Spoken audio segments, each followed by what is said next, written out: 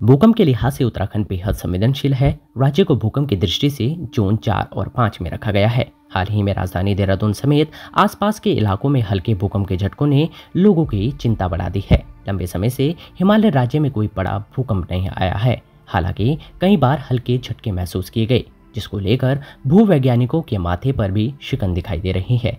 ऐसे में चिंता होना लाजमी है कि क्या राज्य में लगातार आ रहे हल्के झटके एक बड़े भूकंप को दस्तक दे रहा है, और राज्य में आखिर नए भूकंप केंद्र क्यों बन रहे हैं। ऐसे ही कुछ सवालों के जवाब जानने के लिए संवाददाता आदर्श शर्मा ने Wadia institute of Himalayan geology के पूर्व भूवैज्ञानिक डॉक्टर अजय पॉल से बातचीत की। जानकारी होनी चाहिए कि भूकंप आते क्यों हैं। इसका मुख्य कारण ये है कि जो हमारी पृथ्वी की जो सतह है, ये कई प्लेट से मिल करके बनी है। लगभग 8 प्लेट्स हैं जो कि ज़्यादा प्रोमिनेंट है।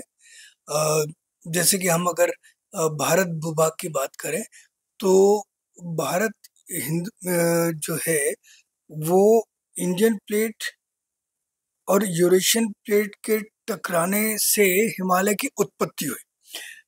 हम ये जो इंडियन प्लेट है ये एक बहुत कई बिलियन साल पहले धीरे धीरे मूव करती हुई यूरेशियन प्लेट की तरफ खिसक रही थी, और ये फिर एक टकराव की स्थिति आई तो टकराने की वजह से हिमालय की उत्पत्ति हुई।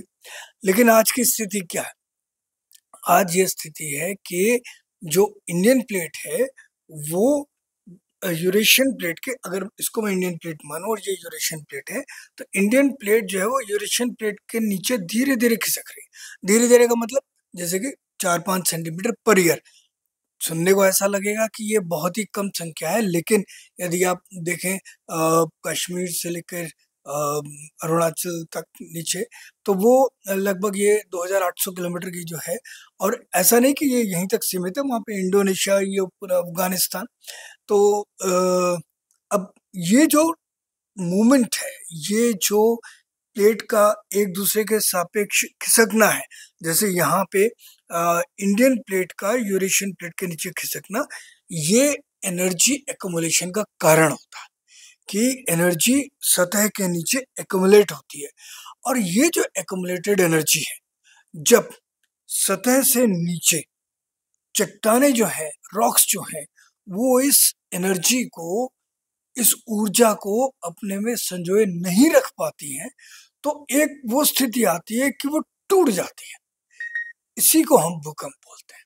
3 मैग्नीट्यूड का, 4 मैग्नीट्यूड का या 2 मैग्नीट्यूड का ये भूकंप आते रहते हैं, और हम ये उसको लोकेट करते हैं कि सतह के नीचे जो ब्रंच है, जो फॉल्ट्स हैं, जो थ्रस्ट्स हैं, उनमें कहाँ कहाँ पे ये छोटे छोटे भूकंप आ रहे हैं, किस मैग्नीट्यूड के आ रहे हैं, उनकी कंसंट्रेशन क्या है। तो इस तरह का हम अध्ययन करते हैं। कुछ ही दिन पूर्व एक देहरादून के निकट ही या ऋषिकेश के निकट ही एक 3 मैग्नीट्यूड का अर्थक्वेक आया था।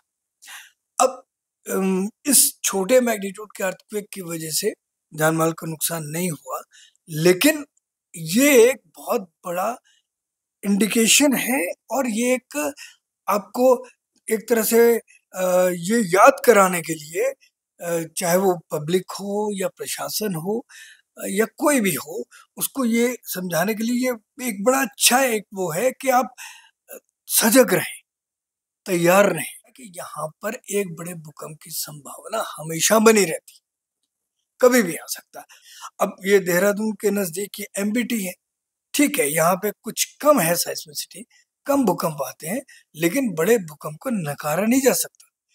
ये एक नेचुरल प्रोसेस है।